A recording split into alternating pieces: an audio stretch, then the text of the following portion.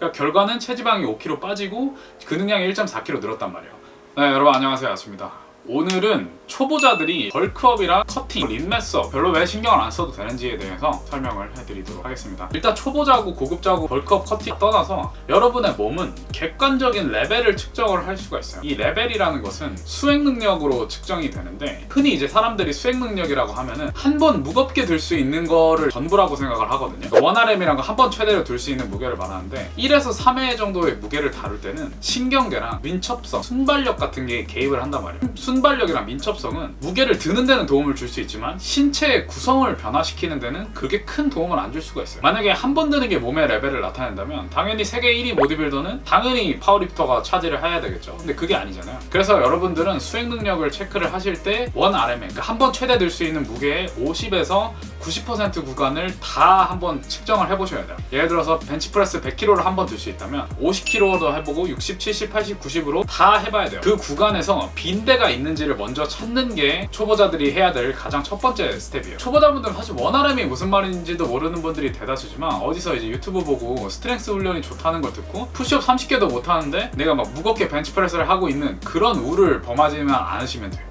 그리고 이제 많은 분들이 벌크업을 하면 수행 능력이 늘어난다 라고 이제 그렇게 생각을 하시는데, 이건 반은 맞는 말이에요. 그러니까 수행 능력이 늘기 위해서, 즉 근육이 생기기 위해서는 필요 영양소를 다 충족시키는 게 중요한데, 벌크업을 하게 되면 확률적으로 이런 필요 영양소를 다 충족시킬 확률이 높아지는 거죠. 그래서 벌크업을 한다고 무조건 필요 영양소를 다 먹는 게 아닐 수 있잖아요. 영양 구성 생각 안 하고 칼로리만 높게 먹을 수도 있는 거니까. 근데 여기서 말하는 필요 영양소라는 거는 탄단지뿐만 아니라 비타민, 무기질, 미네랄, 식이섬유 등의 이제 기타의 미량 영양소도 말하는 거거든요. 그래서 수행 능력이 늘기 위해서는 반드시 과일이랑 야채도 하루에 꽤 다양한 종류로 많이 섭취를 해주셔야 돼요. 그러니까 실제로 보디빌더들의 시즌 식단을 보면은 과일이랑 야채를 뺏어 먹는 사람들은 단 한 명도 없어요. 어떻게든 먹거든요. 그리고 또 하나 중요한 거는 가공탄수화물을 줄이는 거예요. 가공탄수화물이라고 하면 설탕, 백미, 쌀 이걸 말하는 건데, 이거를 이제 스테비아, 현미, 통밀, 고구마, 감자 이런 걸로 대체를 하시는 거예요. 이게 뭐 새로운 얘기는 아닌데, 이게 왜 자꾸 강조가 되냐면, 이 앞서 말한 가공탄수는 인슐린 체계를 고장내요. 근데 인슐린이란 거는 우리가 그 영양분을 제대로 흡수하게 만드는 데 있어서 가장 큰 역할을 하는 건데, 얘를 고장내면 제대로 영양 흡수가 안 돼서 결국에는 근육으로까지 이어지기가 정말 힘들어지기 때문에, 특히 한국처럼 탄수화물이 주식인 나라에서는 인슐린 체계가 고장나 있을 확률이 굉장히 높아요. 인슐린이 건강하게 타고난 사람은 동양 인구의 10%밖에 안 된단 말이에요. 그러니까 내가 10%가 되지 않을 확률이 굉장히 높으니까 일단 인슐린 체계부터 고치고 가자는 거예요. 물론 이 얘기를 하자면 엄청 길어지기 때문에 다음에 제가 영상을 해드릴 거고, 어쨌든 가공탄수를 줄이는 게 중요한 거고, 근육을 늘리고 수행 능력을 늘리는 데 있어서는 필요 영양소를 축적하는 게 가장 선행돼야 될 일입니다. 그럼 뭘 먹고 탄단지를 어떻게 구성하고 약간 이런 걸 물어볼 수 있잖아요. 이런 구체적인 얘기는 제가 이제 다음에 영상을 잡아서 얘기를 해드릴 거고, 오늘은 앞서 말한 그런 음식들을 먹으면서 운동을 해야 된다는 거를 알고만 가시면 돼요. 일단은 이렇게 이제 만약에 내가 이렇게 필요 영양소를 다 충족했을 때 우리는 운동을 똑바로 했다는 전제하에 필연적으로 수행 능력의 증가가 일어납니다. 물론 이렇게 먹으면은 체중은 그렇게 크게 변하지 않을 수 있어요. 근데 수행 능력이 변하면 무조건 몸의 형태가, 몸의 구성이 변하게 돼 있거든요. 상식적으로 같은 몸무게인 푸시업을 10개 하는 나와 같은 몸무게인 푸시업을 50개 하는 나는 절대 같을 수가 없어요. 같은 몸무게로. 그러니까 이런 원리로 몸의 구성은 100% 바뀝니다. 그래서 이런 질문 하시는 분 있을 수 있어요. 저는 되게 뚱뚱한데 다이어트를 해야 되는 거 아닐까요? 이거를 위해서 제가 사례를 하나 가져왔는데, 온라인 PT 제 회원님은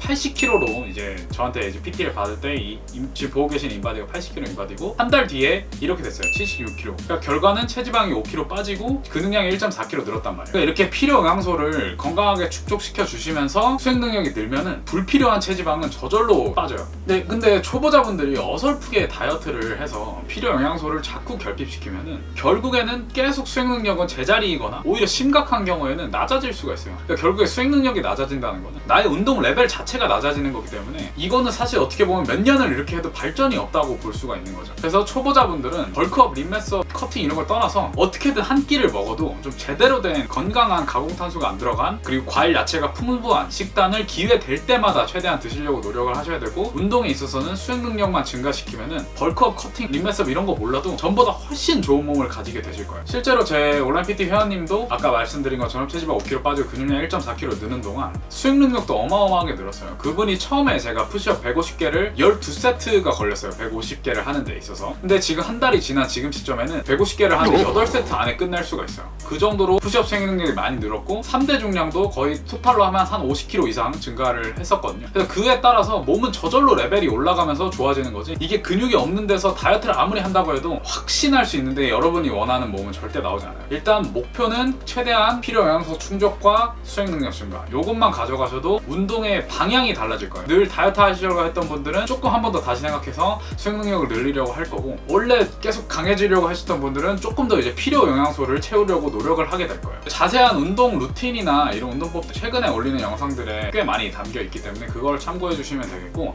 이게 클린하게 먹으라고 해서 반드시 맛없게 먹으라는 게 아니에요. 요리만 잘하면 설탕을 스테비아로 대체하고 꿀로 대체하고 뭐 과일 야채만 잘 활용하면 엄청나게 맛있는 음식들도 먹으면서 더 수행 능력도 증가할 수 있기 때문에, 이런 것들은 이제 제가 앞으로 브이로그를 통해서 제가 뭘 먹는지 이런 것들을 보여드리도록 하겠습니다. 사실 이 식단이랑 이 운동은 지키기만 하면 확률 100%예요. 그러니까 몸이 안 좋아질 수가 없는 식단과 운동 방법이기 때문에 잘만 따라해 주시면 될 것 같아요. 오늘 영상 유익하셨으면 구독과 좋아요, 알람까지 부탁드리고 저는 다음에 유익한 영상으로 찾아뵙겠습니다.